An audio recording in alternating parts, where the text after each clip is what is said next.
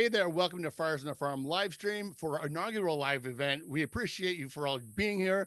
Thought it would be a treat to bring back an old friend of the podcast, an integral piece of the San Diego Padres bullpen, Tom Cosgrove. Tom, welcome. Yeah, thank you guys. Thanks for having me. Honored to be the inaugural live YouTube streamed podcast. Yeah, so it's been a while since we've talked. So what we want to do is start where we left off last time, and then have you take us through your journey through the minor leagues, finally making it to the big leagues this year. And if we have some time, we're going to take some questions from the viewers. So when we last spoke with you, you were coming off a strong 2018 season, and then 6 starts into your 2019 year, you hit a big bump. What all led up to you having Tommy John that summer? I think it was like people still guess like why people blow out, why people get Tommy John surgery, whether it's workload, preparation, recovery. Um, I still don't really know. I had a pretty heavy workload in college. Went into the draft, pitched that summer 2017. Um, Came back 2018, pitched a full year, felt great the whole year. Never had any arm problems leading up to it. And then spring training going into 2019, I just kind of remember something didn't really feel right, and then it just kind of progressed and progressed. I was trying to pitch through it, trying to talk myself into, trying to tell myself that everything was fine. But yeah, eventually it just wasn't coming out the right way.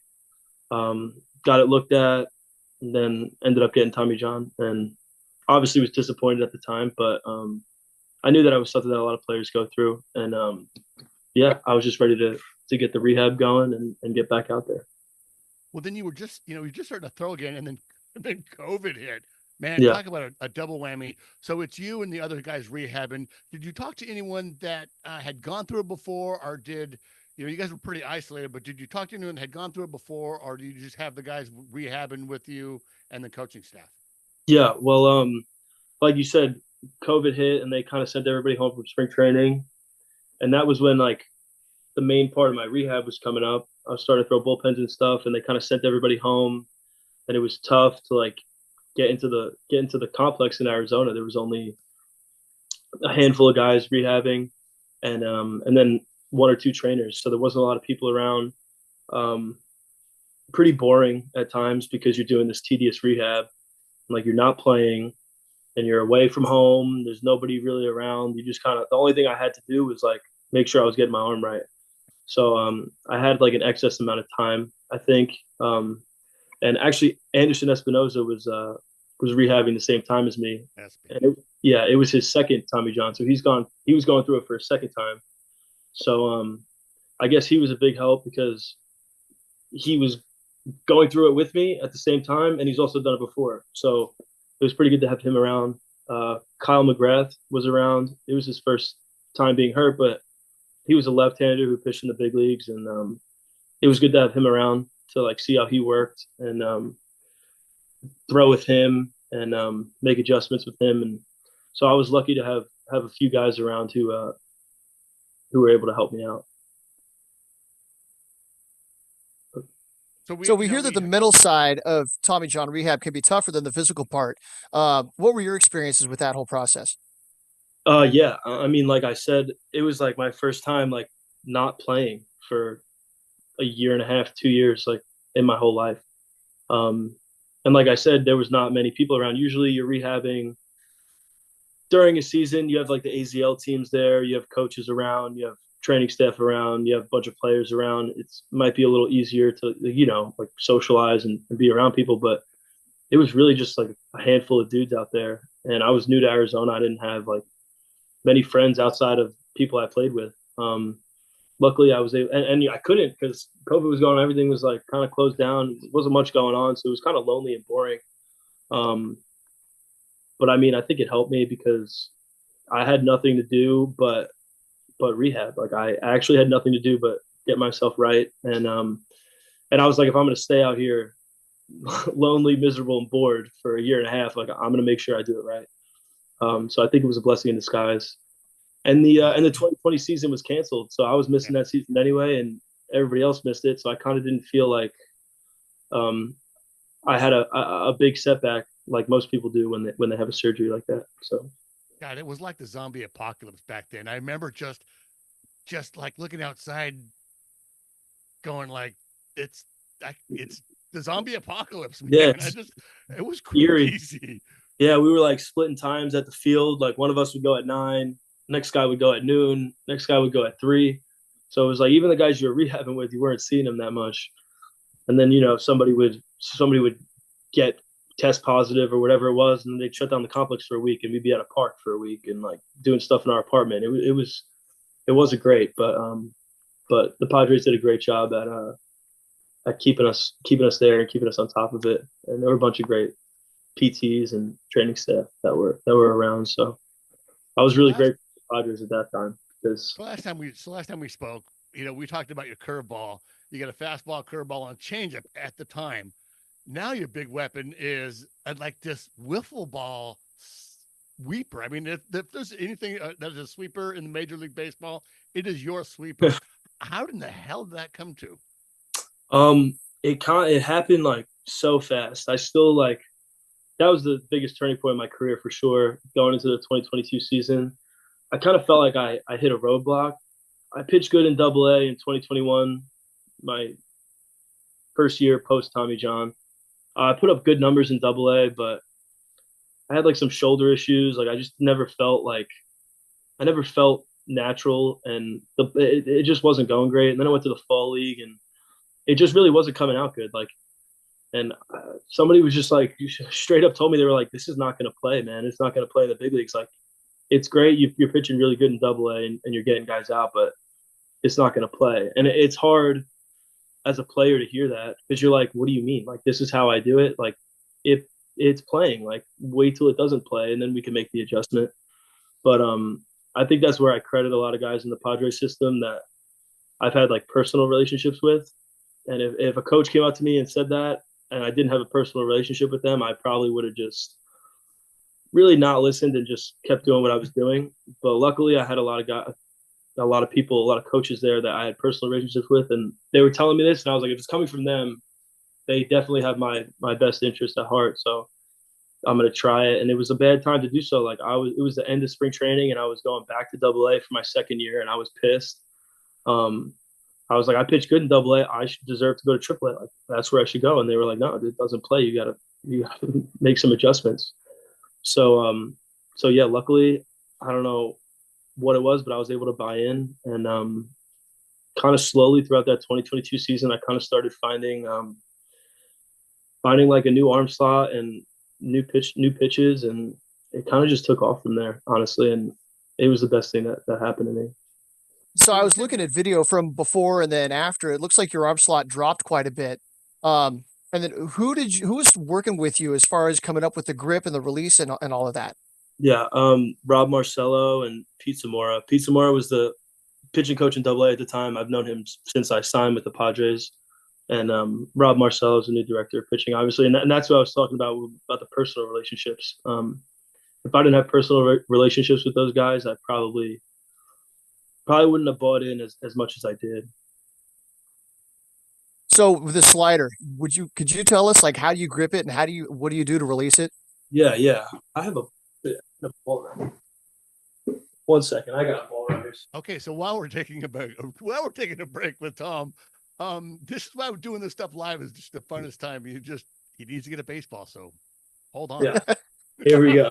Yeah, Yeah, so pitching ninja at the end of the year, he posted this video. He says the slider from Tom Cosgrove broke 27.3 inches, tied for the most glove side break on any swinging strike in 2023.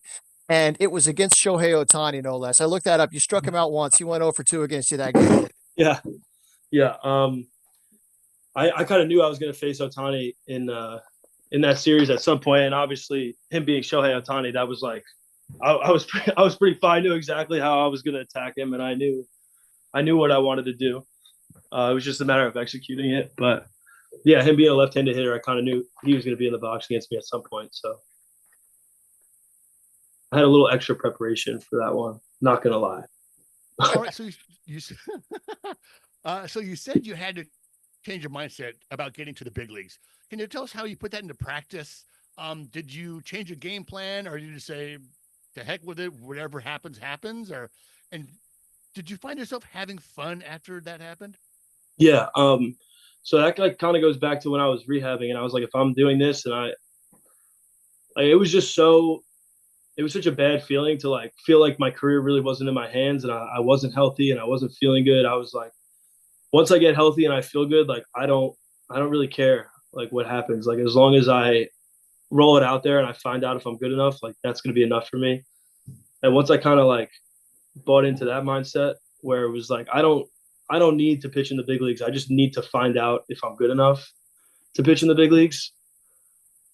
That's kind of when it became a little bit easier for me. It was like I'm perfectly fine with like rolling it out there and like doing everything I can to get there. And if I don't get there, then so be it. But before then, it was kind of like I need to pitch in the big leagues. I need to pitch in the big leagues. I need to do this. I need to do this. And then it was like, yeah, a lot of people like aren't that lucky. Like there are a lot of guys, tons of guys who come up through the minor leagues, college, who are probably good enough to pitch in the big leagues, and they just never get there, whether it be because of injury or off the field things or whatever it might be. Like it's a lot of luck as well. So I kind of just bought into like if I do what I'm supposed to do and I put in the work, like we'll see where it shakes out. You got to trust the process for sure. Yeah. So we skipped over. You had an experience. You got to go to the Arizona Fall League, and there were a whole bunch of Padres teammates that came along with you. Uh, we had Mackenzie Gore, Jesse Schultens, Waldron, Jose Quezada, Matthew Batten, Eggy Rosario, Chandler Siegel. What was that whole experience like? Yeah. I mean, the experience itself was great. The That was kind of towards the end of that 2021 season where I was saying like it wasn't coming out good. Everything wasn't really like I just didn't perform well. Like I just felt like my stuff wasn't playing. I couldn't strike anybody out. Like I wasn't missing bats. I was walking guys. Like it just seemed like that step was like where I realized like, all right, like these guys are like better than me. Like they're better hitters. Like when you're in double A and you face like two or three of those guys in a lineup and it kind of doesn't go well, it kind of gets buried because you're pitching against guys who double A is probably going to be their last stop. And you kind of get that. And you don't really realize that the guys who are going to be in triple A in the big leagues are better than you because you're not really able to tell. So the fall league for me was kind of a bit of an eye opener where I was playing with and against guys, hitters specifically, where I was like, damn, like these dudes they're better than me. And it was like a tough pill to swallow, like to say that. But and even the pitchers, like I'm watching guys in the bullpen with me and I'm like, damn, like this dude's better than me, straight up. And it's like tough to realize. And then I went into that 2022 spring training and then I'm hearing it from coaches and I'm like, damn, like these guys are right. Like I got to make an adjustment. And I really think like that's all pro ball is anyway, is like the people who are able to make adjustments the best and like use the resources they have to make those adjustments. And that's, I mean, the brutality of Major League Baseball is only so many guys make it. And the coaches are like, look, that's not going to play. Yeah. When they say it's not going to play, do they give you recommendations? Do they say either, find another pitch, go to drive line and pick up 8 more miles on your fastball so you can hit 95 or whatever? Yeah. Or what do they do? I think it's like player specific. Like there are guys who are like, I was always able to spin the ball pretty well. Like you said, like I had a curveball and I had a pretty good curveball and I was able to spin the ball really well. It's just something I've been able to do since college. And I think that's why I got an opportunity in pro ball because they were like, I was never a guy who threw super hard or like had the best numbers, but I would spin it and scouts would be like, okay, damn, this kid could like spin a baseball. Like that's like the projectability aspect. And then you got to get into pro ball and then you got to make the adjustment. Like I said, like I went from a curveball to a slider, but to me, like the grip is different, but the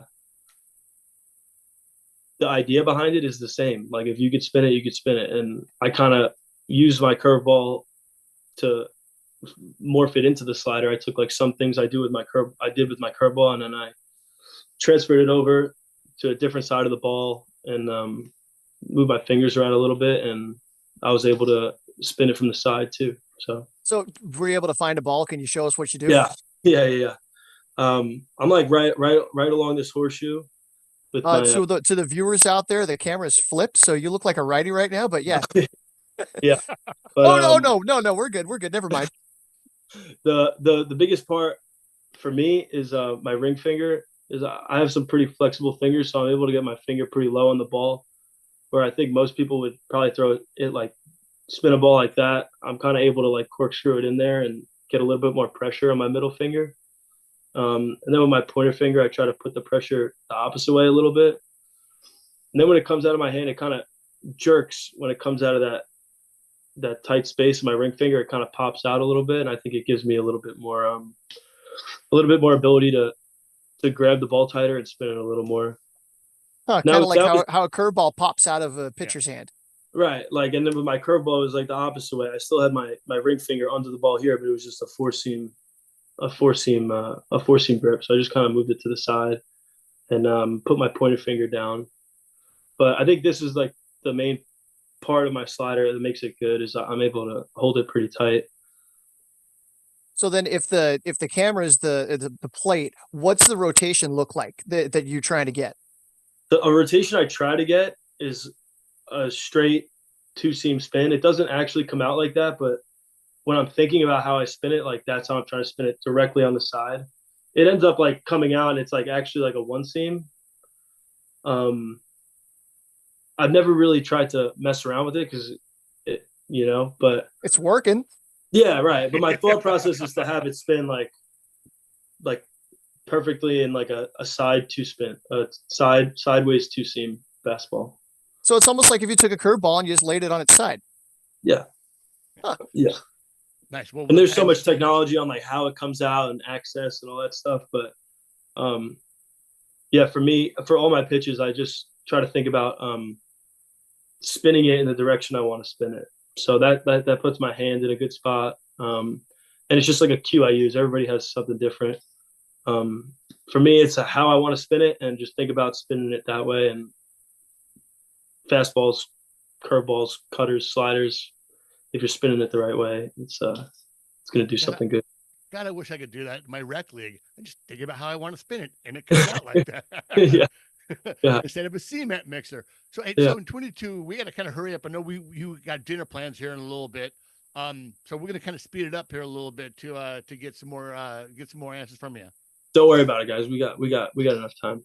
All Take right. it away for me. Well, then in 2022, you made it to you made it to El Paso. Did you feel we're getting close there? Were you starting to feel like some of the work that you're putting in was really starting to show? Yeah.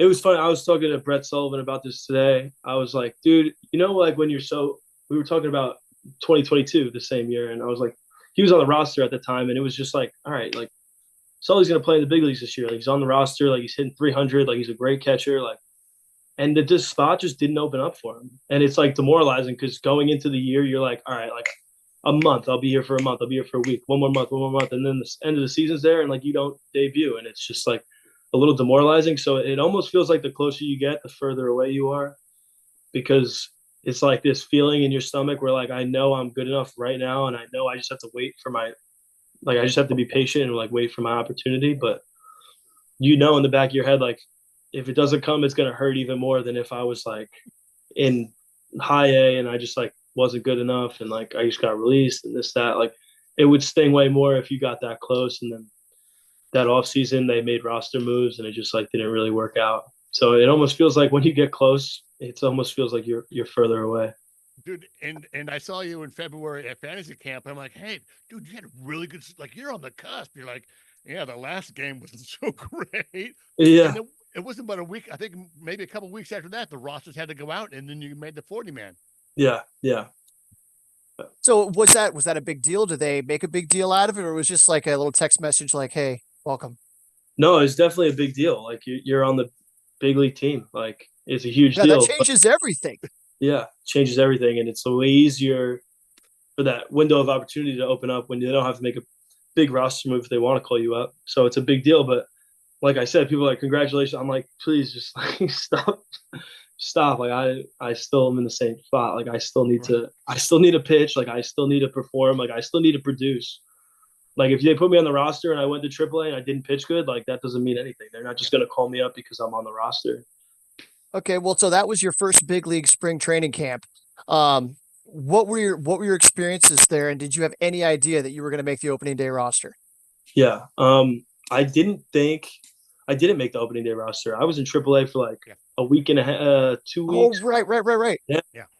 yeah. And I went into my first big league camp, and I was intimidated. Obviously, I wouldn't say intimidated, but I was just like, all right, like I don't know many of these dudes. Like, just kind of keep my mouth shut, try to pitch good, and people always ask like, oh, like how was the adjustment, and like how did you make the? And I feel like that side of it wasn't really up to me. That's like more accredited to like the veterans on the team and like the guys who have been around. Like they were so easy to like walk into a clubhouse with and be around. Like I didn't feel like I had to change anything or do anything different or be a different guy in the clubhouse or off the field. Like it was super easy. So I feel like when people ask about that, like how you transition, I feel like that has more to do with the people who are already there rather than like the things you do. So it was like, Was there anybody that made that, like, took you under their wing or kind of made you feel comfortable? oh, dude, it was everybody. Like, there's not a guy who I didn't feel comfortable around. You know, in the bullpen specifically, Hader, Martinez, like it was just super easy to be around those guys. Like Suarez, Garcia, everybody. Um, the second I got down there and like I was in the bullpen at Wrigley Field, like my first day, I was like freaking out, like pretty nervous. It's a magical place to make your debut. So how did they break the news to you? Yeah. So I drove home. It was at the end of a game. It was probably like midnight, 1 o'clock. I got back to my apartment, and Phil Wellman, the AAA manager, was like, "Hey, dude, you got to get back to the field." I'm like, "Well, like I don't want to. I'm not like, what am I going to the big leagues or not, dude? Like, don't make me drive. Like, don't do this whole thing where you're like, oh, you got to get back to the field. Like, you're this that." I'm like, "Well, like, we're not doing that, man. Am I going to the big leagues?" And he's like, "Just get to the field, dude." I was like, "All right." So I had to drive back to the field, pack my stuff up, and call my parent. It was like 3 a.m. Yeah. on the East Coast, so they were pretty worried. They thought they didn't know what was going. They're like, "Oh, what do you do you now?" Need bail money, son? Do you need money with jail? Yeah. No, mom, I'm going to the What big do you do leagues. now? Yeah, I'm going to the show, mom. Yeah, so that was pretty cool. And it was hectic, dude. Like I didn't sleep that night. I had to pack all my stuff, get on a flight at 4 o'clock in the morning. Like, and then I show up at Wrigley Field on 0 hours of sleep, and like I got to be ready to pitch. And I'm like, oh my god, like I didn't sleep last night. Like, and I gotta possibly pitch in my first big league game. Like, that's gonna be tough. But Did the stayed guys out of just it hand you a those 2 Red days. Bull? Yeah. Here, you're gonna need this. Yeah, I was plenty awake. I was plenty awake. But yeah, it was pretty special. It was pretty cool. Then you pitch and then you get your win in your first game. You're like, what the hell? This is easy. Yeah. This is easy. Yeah. One batter, about 4 pitches, one batter, snake the win in Mexico City. Yeah, that was pretty cool. Yeah. Got in. So got Mexico City, there's no way your family could have made it down there for that. No, they were trying. They came to Chicago. Unfortunately, I didn't pitch. And then we were going to Mexico. My dad and they were like, "How am I supposed to get to Mexico?" I was like, "Honestly, man, I have no idea how. Like, what air? I don't know. I don't know anything. It just kind of was happening so fast. We get on the plane in Chicago and just go, and it was tough. The airport is like 2 hours from where we were staying, but the regular Mexico City airport is a different airport than we were flying into. I was like, "Dad, I don't know how to get there. I don't know what's going on." And they were like, "All right, we'll just." But they got to watch on TV, and they were there for when I first got called up at Wrigley, and they came throughout the year, so they got to see me a bit. Well, you hit the ground running. I don't know if anybody, even you, expected that you'd make it through 14 games before giving up your first run. Yeah. Did you have any idea it was a Padres franchise record? I did, just because people were asking me about it, but I was kind of like trying to let it go in one ear and out the other. Really, I was just taking it one day at a time. Like I got there and I knew I didn't want to go back. So it was just kind of a thing where I was showing up every day as a new day, and I knew I was having some success, but I've had success before and it changes super quick. Like you could roll it out there one day and all it takes is one bad one and you're gone. So I was just trying to take it day by day and not really get too high because I was pitching good. And still know that if I want to pitch, as long as I want to pitch in the big leagues, like I'm going to have some bad ones. Like I'm going to have plenty of bad ones. And if I want to be able to flush the bad ones, you got to be able to flush the good ones too. So. Oh, flush the good ones too. That's Yeah, I've I never don't heard that think. one Yeah, before. flush the good ones. Everybody's like, oh, there's not. I'm like, no, flush the good ones. Not, nope. Because it's gonna come. Because if I sit on the good ones when the bad ones come, I'm gonna sit on those too. So Right, the even kill. It's such a performance based game. It's a performance based game. Like, yeah, I did good, but like, there's tomorrow. That's today. Like tomorrow, the yeah, same mindset is like, yeah, but I might pitch tomorrow, and we yeah, got to win the series, or I might go in a yeah. game when there's guys on second and third, and I need to close the door on this stuff. So, at what point, or have you really, do you feel like, hey, I've made it? Like I belong here. Yeah. I still don't really.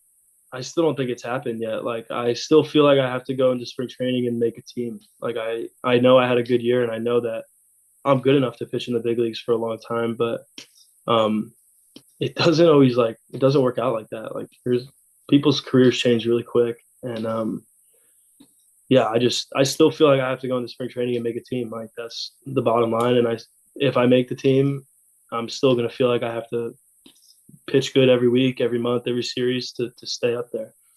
Um, and obviously that's the plan. And obviously I know I could do that, but I also know that things could not go my way. That's just how it goes. I don't think I'm different or more special than anybody else. Like I've seen it happen to guys who have had better stuff than me, have been bigger than me, have thrown harder than me. Like I've seen it. Like I don't think I'm different than anybody else. I still have to show up and know that I have to earn a spot.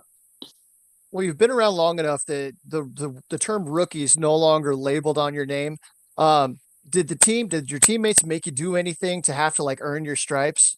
No, I mean you just gotta have some feel. You gotta do a little extra legwork that the older guys don't have to do. There's nothing. Carry their bags, that kind of stuff. Yeah, carry the speaker. Dress up for a road Do you trip. have to? Don't you have to bring up snacks too? Aren't you the ball boy and the snacks? You have to bring snacks. uh, Sometimes on the plane, we gotta walk around, make sure everybody's comfortable and got what they need. But nothing. Yeah, yeah, yeah, yeah. All right, so early in the season, the Padres had this fancy dinner event, and there was like this red carpet experience. And you showed up in this designer suit, and you had been up like barely a week. I know that first Yeah, big league check hadn't cashed yet. yeah, Uh, and I know you've got a story. How did you come up with that suit? yeah. Well, so at this time I've only been up for a month, and I know this event. People are talking about it May 15th. I'm like, I don't care about that event. Like, I just need to be like, I was just like, all right, just stay here. Like, just stay. And like, if I'm there on May 13th or 14th, whatever, the day before, then I'll figure it out. And then it was kind of like 2 days before, and I was like, I don't own a suit. I have like, I came from AAA. I left half my stuff in El Paso in my car. I got like 6 shirts and a pair of jeans. Like, I don't have any clothes. And Hader was like, I was sitting there with Hader, and I'm like, dude, what do I do? And he's like, don't worry about a thing. He was like, show up here tomorrow at noon, and I got you. I was like, all right, dude. Like, I walked into like Hugo Boss. I've never been to Hugo Boss before. They got people measuring me and shit. They're like, oh, it's all good, whatever you need. So Hader bought me my suit, got me fitted. I had it within like 2 days. It's easy.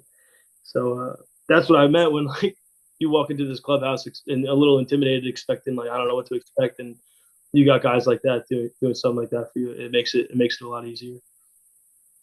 So 54 games, a 1.75 ERA, 44 strikeouts. Can you think of a game or a moment that stands out in during the season? Um, I would say the the the Rockies game. I came. It was like my first, not my first, but it was like the biggest leverage situation I was in. I think it was a save situation. I pitched the eighth inning. We were up by a run. Then there was a lefty coming in the ninth. So I was gonna. I think Hader pitched like 2 or 3 days in a row. He was down that day. So I went out to get the first lefty in the ninth inning, and then I was probably gonna come out for that, and Martinez was gonna come in for the save. And I forget if that's exactly how it shook out, but it was something like that. And I got clipped. I gave up a homer at Coors Field on an 0-2 pitch, and I was just like, oh, just like felt like I got punched in the face. I was just like, oh my god, that didn't just happen to me. Like, I think that was your first run that you gave up. yeah, it was. It came in a 1-run lead in the ninth inning. Yeah, yeah. So that was tough. That's probably it stinks that like those are the things that stick out. Boy, talk about flushing the good ones. You're hanging on to the bad one. I know that's why I'm trying to Oh, flush man. the good ones so I can forget about the bad ones. You It's should be not working. hanging on to that time you struck out Shohei Ohtani. Yeah. Yeah. But All right. that was So these days you're throwing slider, four seam, sinker with a changeup sprinkled in here and there. Now that the league has kind of gotten a good look at what you do, have you thought about mixing it up at all? yeah. I think that's what I was saying before with the adjustments. Like you just have to be ahead of the curve with the adjustments. I think in the beginning, even last season, like it happened series to series, like week to week. I was like relying on my slider super heavy in the beginning of the year, and then I feel like once that was in the books, and they were like every hitter going up there was like looking for the slider, and then I was just like throwing a bunch of two seam fastballs and getting a lot of quick outs. My strikeouts started going down towards the end of the year. I wasn't chasing punch outs. I was just trying to get in and out of there as fast as possible, and kind of leaning on different pitches at different parts of the year. Um, I know like I know my pitch profiles play. I think it just has to do with like percentages and count you're throwing pitches in and how often you're using pitches, and because the hitters in the other dugout, they know exactly what you have and what you do, and it doesn't take very long for them to pick up on what you do and what you're trying to do to them. So I think just listening to guys like Ruben and Fritz and Peter Somerville and like guys who are way smarter than me. I think that's my game plan. Is just listen to people. Okay, so I'm gonna jump off on go down a little alley right now. The Padres just announced their coaching staff, and they're bringing some guys up from the minors. When you came up, Ben Fritz was the bullpen coach, and was he your coach in Tri City? Yeah, No, he was my first manager in pro ball. Yeah, I showed up to Tri Cities and Fritz was the manager. So did that give you some comfort seeing familiar faces and familiar voices there? Because you talked about trust before. Yeah, he was also the rehab coordinator when I was rehabbing. So I've been around Fritz for a while, and yeah, like that was so huge for me. A lot of people aren't as lucky as I was, and like come up with an organization and debut with them and pitch in the big leagues there. But it was a big help for me because I knew guys like Fritz, and I felt comfortable walking in the clubhouse, and he was another guy that I knew I could trust, and I knew that he has a job to do, but I also know that he has my best interest in mind. So that was nice. All right. So what have you been doing different this off season? You've been in San Diego. Are you working out at Petco Park? Are you changing any of your routines? Did you feel like you needed to change your routine in the off season? Or are you just Are you doing DoorDash deliveries? Right. No more DoorDash. Yes. But I was I work out at Petco. Petco's open all off season for us. Joe Musgrove opened up a gym up north a little bit. I go there a bunch. Like I said with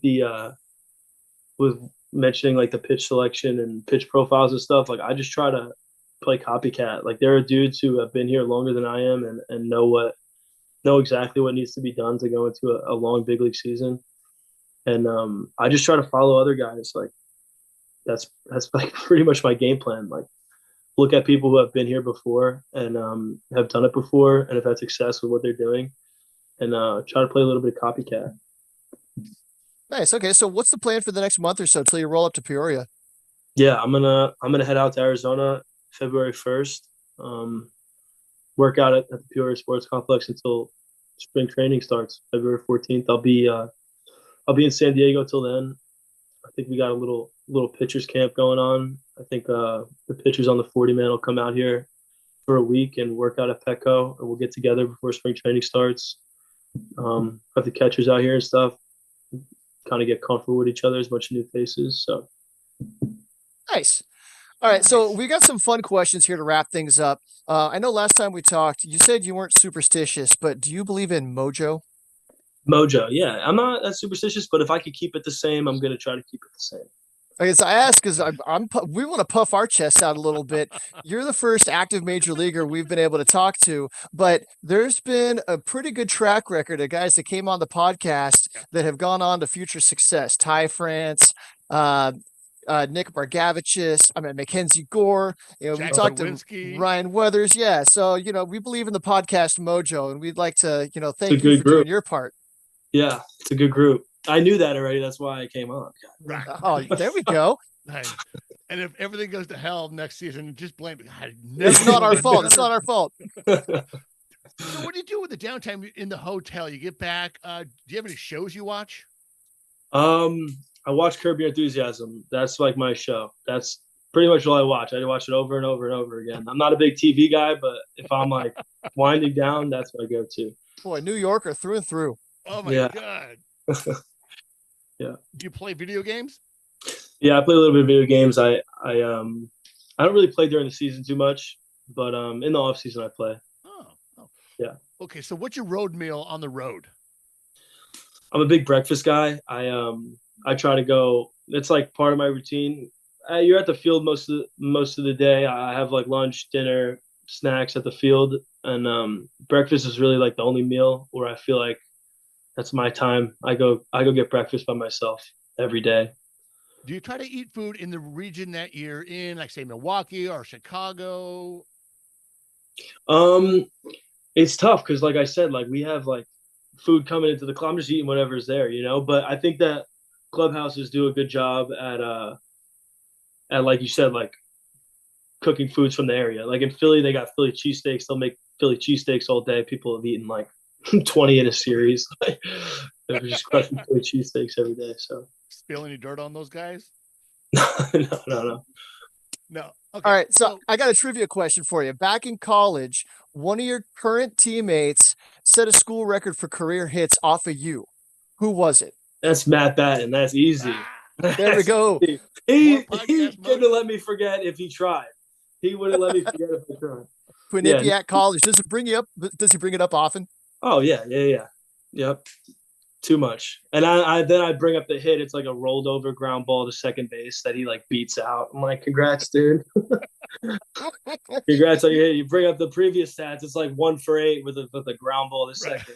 Right. Nice, man. I'll sign the ball for you one day. Who are some of the favorite catchers that you worked with in the minors? I really have not had a bad experience with a catcher in pro ball. Obviously Campusano's here now, and I came up with him. Siegel was here at the end of the year last year. I came up with him. Sullivan was with me in El Paso in 2022. We got really tight, really fast. So, I mean, yeah, I have Chimmy, Juan Fernandez. He's great. One of the things we ask, sorry about that. One of the things we talk about is how much a catcher can help a pitcher develop, and having a veteran catcher back there that knows what he's doing can really help a pitcher that's trying to get better and develop and get to the major leagues do that. Is that true?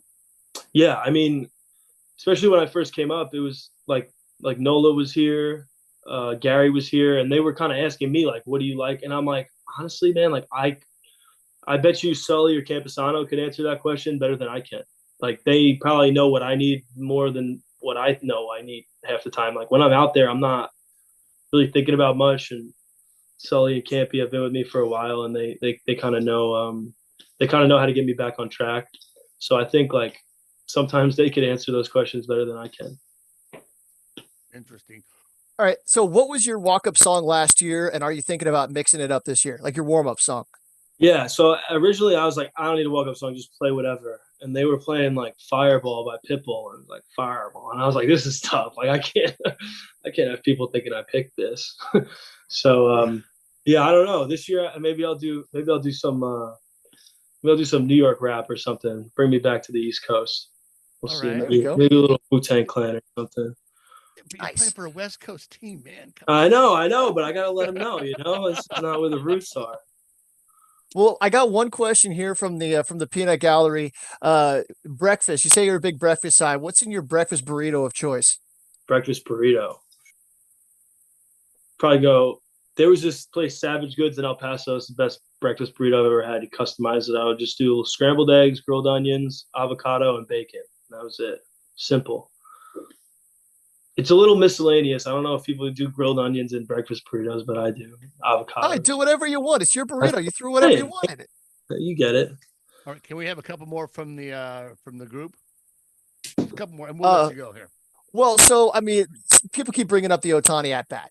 Um, Yeah. can you bring us through that? Were you hyped up seeing him step in the box? What is it like facing somebody like that? Yeah. I mean, there were a lot of guys up to that point where they would get in the box, and you're like, all right, like this is a big name. Like this is it gets you going a little more for sure. But like I said, like I know what I'm trying to do, and I just have to. You're a little bit more like aware of your mistakes. Like if I make a mistake here, I'm probably gonna get hurt. Whereas like if you have somebody who's not as renowned and good as Otani is, you're like, all right, maybe I could get away with a mistake here. And I kind of knew that I couldn't. Just trying to do something that maybe just kind of keep him off balance. Maybe something he didn't think I was going to do. He probably didn't think I was going to give him two four-seam fastballs in a row. So I was like, that's what I'm going to do. I just try to keep it as simple as possible. And yeah, I mean, I know I'm good against lefties. I see a left-hander in the box. Like I think I have the advantage. I don't care who it is. Yeah, but he's not your regular left-hander. Yeah. Okay, one from Taps 1977. Best MILB road city. Ooh. Um, I had a lot of fun in the PCL. There were a lot of we went to Sugarland in Houston. Houston's a good city. Oklahoma City, shocking, but it was great. We had like a nice little karaoke bar right next to this right next to the field. We'd have some guys singing after games. We had a good time there. If I think back earlier in Tri Cities, we went to Portland, Oregon. That was a great city. We had a lot of fun there. I judge road cities on like the off the field stuff, not so much the stadiums. But yeah, we've had a lot of fun in a lot of like small cities in the United States that most people don't even think exist. And you go out there and you find like a good little spot to eat, a good bar, and like we have a good time. So The last couple of years, the minor league schedules kind of lined up a little bit different, where you're in one city for a whole week. So I imagine you have a little bit more time for R&R to get out and do something. Versus yeah, in the majors, it's like you're done, you're getting on the bus, you're going to the next city, and it's rare that you have that off day to really explore. yeah. That was huge when they did that. I think that's why I had a better experience in road cities in the PCL and stuff. Because when I was there, we had that off day every Monday. We'd have a day game on Sunday, and we'd pretty much have like the whole Sunday to do whatever before we had to get on the plane and go back home. Okay, so we got one more from the crowd. Um, Welsh Fryer, I don't think even been to San Diego. Maybe he's doing some He- advanced scouting for a trip he's here. real quick. Has he He's been been? here once. Real quick, he's been here once. He fell in love with the Padres. He is a very young now YouTube personality in Welsh In Wales, yeah. in So his Wales. question is, what is your favorite pre-match meal in San Diego? Oh, San Diego. And it's Favorite. game Welsh Fryer. It's game matches. Not This is not soccer. Well, like I said, it's got to be breakfast because I'm eating lunch and dinner at the field most of the time. Um, I'll go to breakfast a lot at OB Surf Lodge. It's like a little place in Ocean Beach. That's usually where I go get breakfast. So Nice. Well, Tom, and we really appreciate you taking the time to do it. This has been a blast. Thank you for agreeing to come on. Uh, we want to thank all those that showed up and listened and had the great questions. We wish you the best. As Padre fans, we wish you the best season. But yeah, as a friend of the podcast, we wish you the best season. Let's effing go, San Diego. Thanks, yeah. Tom. Thanks a lot, guys. I appreciate you. Thanks, guys. I have no idea how to close this thing out now. We'll just hang out here. All right, but we're gonna go and thank you so much, man. All right, guys.